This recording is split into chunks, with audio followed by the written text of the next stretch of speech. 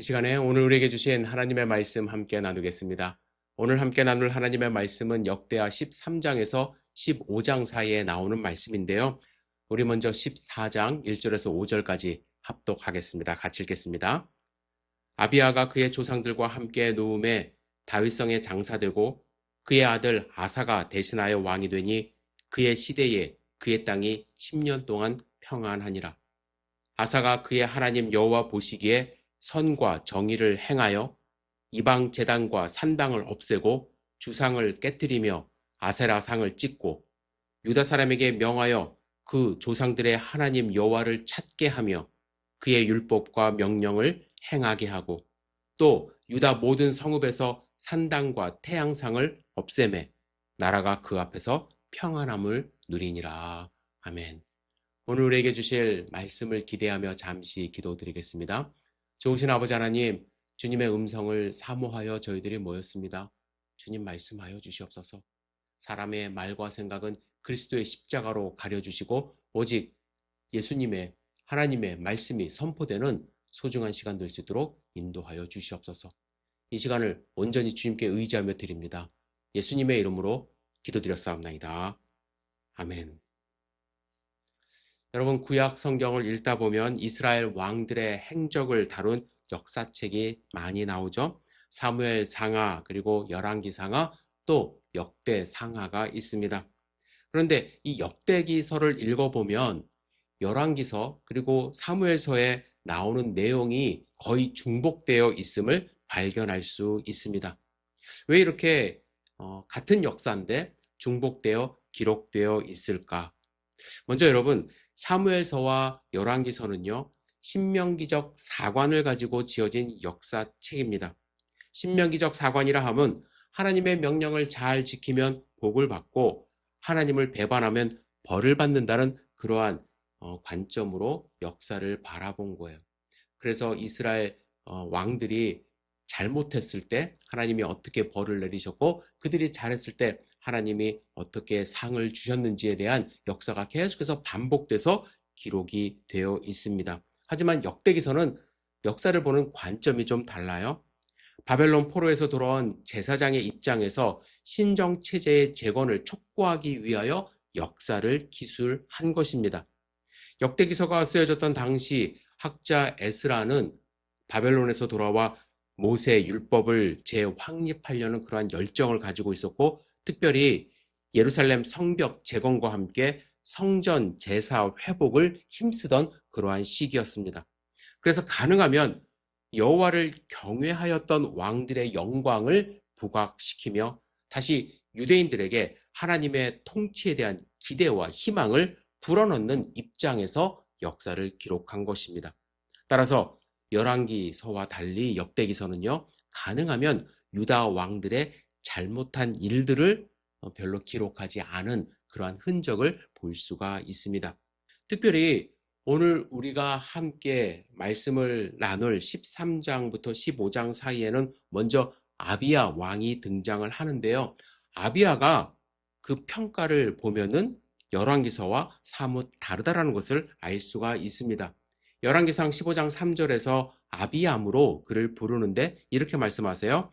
아비암이 그의 아버지가 이미 행한 모든 죄를 행하고 그의 마음이 그의 조상 다윗의 마음과 같지 아니하여 그의 하나님 여호와 앞에 온전히 못하였으나 말씀합니다. 그는 짧게 3년간만 다스렸습니다. 이 3년을 이렇게 요약을 한 거예요. 부정적으로 말씀을 기록했습니다. 그리고 나서 다음 왕 아사에게로 넘어갔어요. 하지만 역대하에서는 조금 달랐어요. 역대하에서는 그가 북이스라엘 여로보암 왕과의 전쟁에서 승리하는 과정을 아주 자세하게 기술을 하고 있습니다. 여러분, 이 전쟁에 대하여 자세하게 기술한 이유가 있는데 아비야의 잘못한 점, 열왕기서에 기록한 그러한 잘못한 점도 분명히 있지만 그가 전쟁에 승리할 수 있었던 요인이 있었기 때문이고 그 요인에 대하여 유대인들에게 분명히 알려주어야 한다고 생각했기 때문에 조금 더 자세하게 그리고 긍정적으로 기록을 한 것입니다. 그 이유에 대하여 13장 18절에 이렇게 기록합니다. 그때에 이스라엘 자손이 항복하고 유다 자손이 이겼으니 이는 그들의 조상의 하나님 여호와를 의지하였음이라 말씀합니다. 그가 전쟁할 때는 하나님을 의지하였기 때문에 승리한 점을 역대기서에는 부각을 하고 있는 거예요. 아비야는 이렇게 3년간 아주 짧게 통치를 하고 그의 아들 아사에게 왕위를 물려줍니다. 그런데 여기서 궁금한 점이 생겨요. 열왕기서에 보면요, 아비야의 어머니의 이름과 아사의 어머니 이름이 같다라는 거예요. 즉 형제처럼 기록이 되어 있습니다. 열왕기상 15장 2절에 보시면 예루살렘에서 3년 동안 다스리니라 그의 어머니의 이름은 마아가요 아비살롬의 딸이더라. 같은 장 9절과 10절을 보시면 이스라엘의 여로보암 왕 제12년에 아사가 유다 왕이 되어 예루살렘에서 41년 동안 다스리니라 그의 어머니의 이름은 마아가라 아비살롬의 딸이더라 기록하고 있지 않습니까? 이에 대하여 학자들은 세 가지 가능성을 가지고 추측합니다. 첫 번째는 아비야가 3년밖에 통치를 하지 않았기 때문에 자연스럽게 그의 동생이 왕위를 물려받은 것이라고 추측을 해요. 이러한 추측을 뒷받침하는 것 중에 하나가 무엇이냐면 예수님의 족보예요.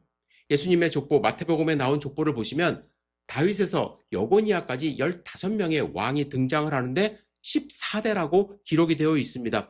그래서 그 이유는 무엇이냐면 아비야와 아사가 형제이기 때문에 그랬을 것이다라고 이제 말씀을 하는 것이죠. 하지만 성경 곳곳을 읽어보면요, 아사는 아비야의 아들로 또한 등장을 해요. 그래서 사람들이 이제 불경한 추측을 하는데 아비암이 어머니를 취한 것이다 이렇게 추측을 해요. 그래서 그 아들을 아사를 얻었다. 그래서 어머니는 같지만 이제 그 동생이 아닌 아들이다 이렇게 사람들이 이야기를 합니다. 하지만 이건 너무나도 말이 안 되기 때문에 아사가 너무나도 어린 나이에 왕이 되었기 때문에 아비야의 어머니 마아가가 할머니로서 어머니 역할을 하며 섭정을 했다라는 가정을 또한 학자들이 이야기를 하고 있습니다. 제가 드리고 싶은 말씀이 있어요. 성경을 읽다 보면 때로는 이렇게 좀 서로 상충되는 부분, 잘 이해가 되지 않는 부분들이 나온다라는 거예요. 그래서 그런지 역대기서에는 아비야의 어머니의 이름을 미가야로 살짝 변경한 흔적도 나오기는 하는데 이렇게 성경에 기록된 역사에 대하여 많은 추측이 난무합니다. 그런데 이러한 문제는요, 우리가 아무리 여러 번 읽고 학자들의 말을 인용을 해도 잘 해결이 안 되는 부분들이 솔직히 있습니다. 왜냐하면 성경이 오랜 기간 동안 필사가 되어져 내려왔고요. 때로는 중간중간에 학자들에 의하여 편집된 흔적들이 있기 때문에 정확한 원본이 무엇이고 역사적인 사실이 무엇인지를 우리가 정확하게 알 수는 없기 때문입니다. 그래서 여러분, 이러한 궁금증을 해결하는 것 중요한 일이기도 하지만 더 중요한 일이 있다라는 거예요. 이러한 왕들의 역사적인 기록을 통하여 이야기를 통하여 우리가 배워야 할 점이 무엇인가 하는 것에 우리는 조금 더 초점을 맞춰야 할 것입니다. 우리는 오늘 본문을 통하여 이 아사 왕이 아비야의 동생인지 아들인지 그게 중요한 게 아니라 그가 가지고 있었던 특징을 발견하고 배워야 한다라는 것입니다. 우리가 함께 읽은 14장 2, 4절에 보시면 그에 대하여 이렇게 기록이 되어 있습니다. 아사가 그의 하나님 여호와 보시기에 선과 정의를 행하여 이방제단과 산당을 없애고 주상을 깨뜨리며 아세라상을 찢고 유다 사람에게 명하여 그 조상들의 하나님 여호와를 찾게 하며 그의 율법과 명령을 행하게 하고 또 유다 모든 성읍에서 산당과 태양상을 없애매 나라가 그 앞에서 평안함을 누리니라 말씀합니다. 여러분, 오늘 본문에 보시면 그의 앞에서 나라가 평안함을 누렸다고 말씀을 해요. 그리고 열왕기서에 보시면요, 아사는 41년간 북이스라엘과 긴장 속에서 전쟁을 한 것으로 나타납니다. 따라서 전쟁을 지속적으로 했지만 그는 평안함을 지속적으로 누렸다라고 우리는 배울 수가 있는 거예요. 전쟁이 아예 없어진 그러한 상태는 아니지만 그의 통치하에서는 백성들도 평안을 누렸다고 말씀합니다. 그 근본적인 이유를 14장 11절에서 발견할 수 있는데 함께 읽겠습니다. 아사가 그의 하나님 여호와께 부르짖어 이르되 여호와여 힘이 강한 자와 약한 자 사이에는 주밖에 도와줄 이가 없사오니 우리 하나님 여호와여 우리를 도우소서. 우리가 주를 의지하오며 주의 이름을 의탁하옵고 이 많은 무리를 치러 왔나이다. 여호와여 주는 우리 하나님이시오니 원하건대 사람이 주를 이기지 못하게 하옵소서 하였더니 말씀합니다. 여러분 아까 기억나세요? 아비야 왕이 전쟁에서 승리할 때도 어떻게 기록했냐면 주를 의지하였다 기록합니다. 뿐만 아니라 그의 아들 아사도 14장 11절에 보시면 하나님을 의지함으로 전쟁에서 지속적으로 승리했고 결국에는 나라 전체가 평안을 누릴 수 있었다라고 기록하고 있습니다. 평안을 누렸대요. 여러분, 평안하십니까? 우리는 하나님이 주신 평안을 누릴 수 있습니다. 심지어 전쟁 중에도 평안을 누릴 수 있다라는 거예요. 그런데 우리의 삶을 돌아보십시오. 우리를 짓누르고 있는 수많은 두려움 가운데 하나님이 주신 평안이 빼앗기는 모습을 발견할 수가 있습니다. 학자들에 의하면 우리를 둘러싼 대표적인 두려움 3가지가 있다고 합니다. 첫째는 무의미함에서 찾아오는 두려움. 무의미함에서 찾아오는 두려움이래요. 사람들은요, 삶의 의미를 찾지 못해 자신이 무의미한 존재라는 생각으로 두려워한다는 것이죠. 그리고 둘째는 실패에 대한 두려움. 안정된 직장을 다녀도 그 안에서 끊임없이 실패에 대한 두려움을 갖고 있다는 거예요. 프로젝트를 실패할까 봐, 그죠? 승진해서 누락할까 봐 두려워한다는 거예요. 사람과의 관계에서도 실패할 것을 두려워하는 모습이 있기 때문에 어떤 사람은 아예 은둔 생활을 하기도 합니다. 그죠?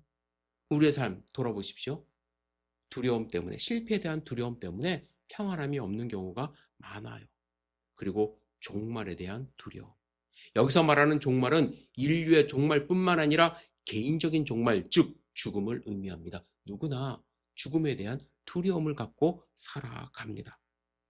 우리가 이 같은 두려움들을 극복하지 못하면 심각해지면요, 불안 장애를 겪게 되고 우울증에 시달리며 강박 장애를 앓게 되고 결국 평안 없는 지옥 같은 삶을 살아가게 됩니다. 그런데 우리는요, 이러한 두려움을 극복하는 방법으로 하나님이 주신 평안을 추구하는 것이 아니라 사람들은 편리함을 추구하며 살아갑니다. 편리하면, 삶이 편리해지면 평안하다고 착각해요. 예를 들면, 이건 예를 드는 거예요. 오해하지 마세요. 집에 집에 이제 식기세척기가 없어요. 그래서 내 삶이 너무 힘든 것 같아. 그죠? 그래서 이 평안함을 좀 유지하기 위해서는 식기세척기를 좀 사야겠어 해서 식기세척기를 샀다고 생각을 해보십시오. 편안하죠. 편리하죠. 그래서 며칠 동안은 이 편리함 때문에 내 삶의 평안을 누리는 것처럼 보입니다. 하지만 그 편리함 며칠 가지 않죠. 그 편리함이 우리의 평안을 보장해주지 않는다라는 거예요. 어떤 분들은 안전하고 큰 새 차를 구입하면 내 삶이 평안할 것이다라고 착각합니다. 하지만 그것도 한두 달밖에 가지 않아요. 그 차가, 좋은 차가 우리에게 진정한 평안을 가져다 주지는 않습니다. 그렇다면 우리가 추구해야 할 평안은 무엇일까? 우리가 누릴 수 있는 3가지 종류의 평안이 있습니다. 첫째는 영적 평안입니다. 여러분, 영적 평안은 하나님과 화목하게 되는 거예요. 로마서 5장 1절, 우리가 믿음으로 의롭다 하심을 얻었은즉 우리 주 예수 그리스도로 말미암아 하나님으로 더불어 화평을 누리자 말씀합니다. 사실 우리는 영적으로 평화로운 상태를 유지할 수 없는 사람들이었어요. 왜냐하면 하나님과의 관계가 끊어졌기 때문에. 아담과 하와가 범죄했을 때 가장 먼저 나타난 현상이 무엇입니까? 두려움이에요. 두려움. 발가벗은 것이 두렵고 창피하여 하나님의 낯을 피했습니다. 우리는요, 영적으로 불안한 상태, 두려운 상태로 살아갔습니다. 하지만 예수 그리스도로 말미암아 하나님과 화평을 얻었습니다. 이 화평으로 우리는 종말에 대한, 죽음에 대한 두려움을 극복할 수 있게 된 것이죠. 지금 죽어도 우리는 하나님 앞에 갈 수 있다는 확신, 내일 예수 그리스도께서 재림하셔도 우리는 다시 부활할 것이라는 확신을 갖게 된 것입니다. 두 번째로 정서적인 평안을 여러분들 누리셔야 돼요. 하나님과 평안할 때에, 하나님과 화목되었을 때 누릴 수 있는 일상 삶에서의 평안은 정서적인 평안입니다. 골로새서 3장 15절에 그리스도의 평강이 너희 마음을 주장하게 하라. 평강을 위하여 너희가 한 몸으로 부르심을 받았다 말씀합니다. 그리스도의 평강이 우리 가운데 임할 때 나타나는 현상을 잘 표현한 것이 이 주장하다라는 단어예요. 주장하다라는 이 헬라어 단어는 이곳 골로새서의 한 곳에서만 사용됩니다. 이 뜻은 원래 심판하다라는 뜻이에요. 하나님의 평강이 우리 삶 가운데 심판이 되도록 해야 한다라는 것입니다. 여러분, 심판이 하는 일은 무엇입니까? 옳고 그름을 판단해 줍니다. 규칙을 지킬 수 있도록 우리를 인도합니다. 하나님의 평화가 내 마음속에 있을 때 우리는 옳고 그름을 판단함으로 정서적인 평안을 누릴 수 있게 된다라는 거예요.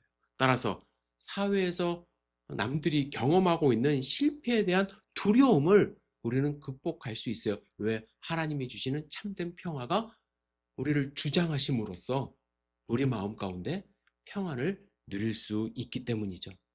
세 번째, 관계적 평안을 우리는 추구해야 합니다. 로마서 12장 18절에 할 수 있거든 너희로서는 모든 사람으로 더불어 화평하라 말씀합니다. 여러분, 사람들과의 평화로운 관계는 분쟁이나 갈등을 감소시키죠. 사람들과의 관계가 스트레스를 일으키는 중요한 요인이 될 수 있다는 것 우리는 알고 있습니다. 그래서 하나님은 우리에게 모든 사람으로 더불어 화평하라, 좋은 관계를 맺어라, 이렇게 말씀을 하십니다. 여러분, 사람들과의 관계 속에서 화평을 누리려고 노력을 하셔야 된다는 거예요. 이는 우리의 삶이 무의미하다는 두려움을 극복하게 해줍니다. 여러분들은 두려움을 극복하고 진정한 평안을 누리는 삶을 살고 계시는지요? 예수님은 우리에게 요한복음 14장 27절에서 평안을 너희에게 끼치노니 곧 나의 평안을 너희에게 주노라. 내가 너희에게 주는 것은 세상이 주는 것 같지 아니하니라.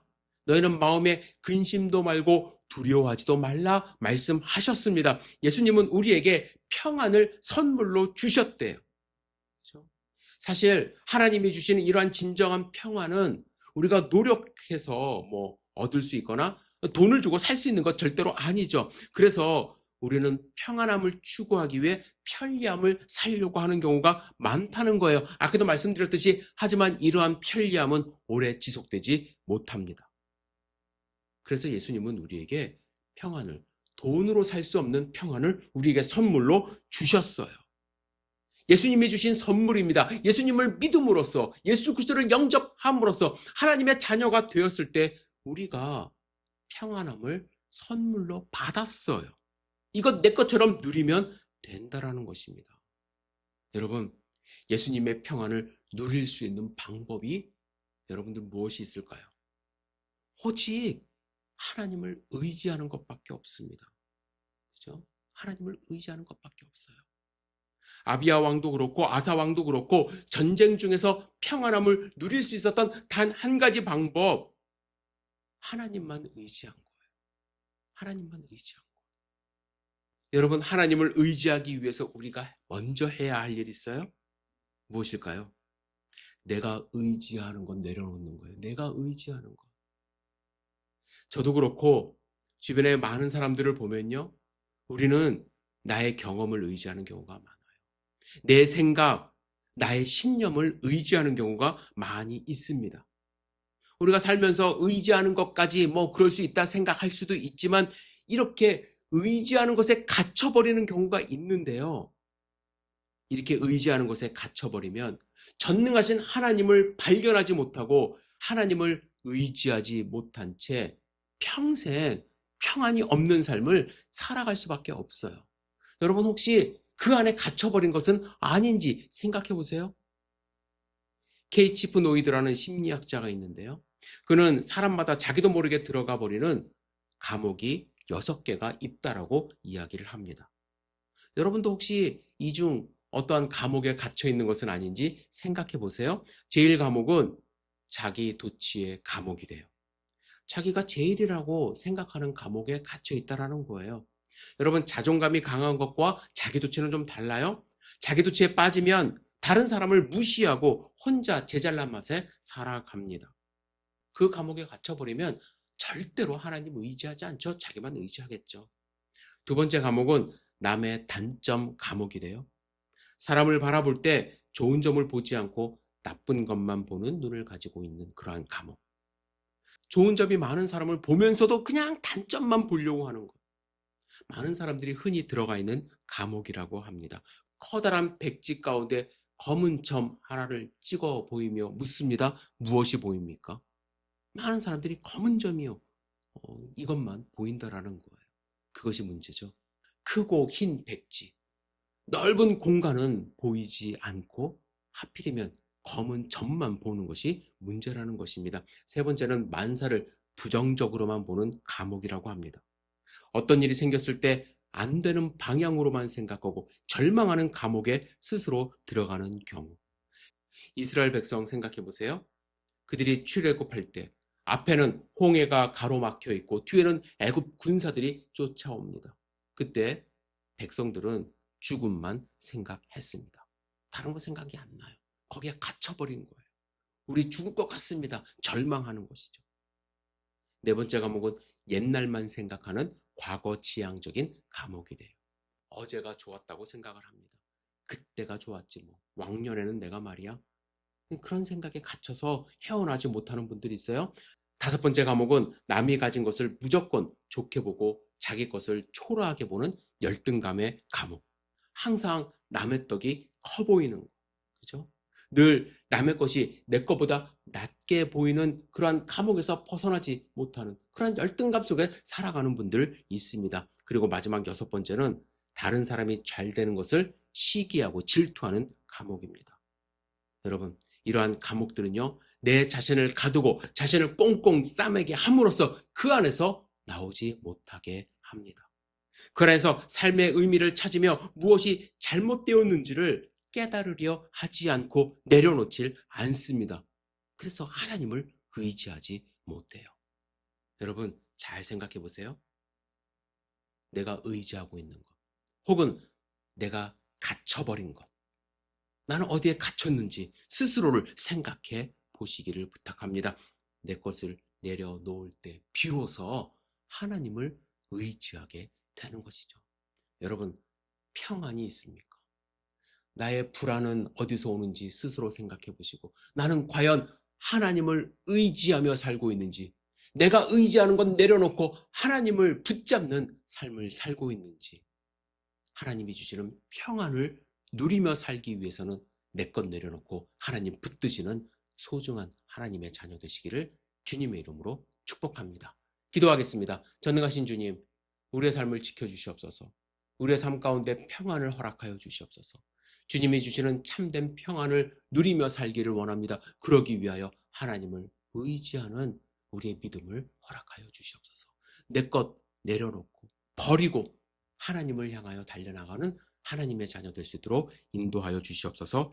예수님의 이름으로 기도드렸사옵나이다. 아멘.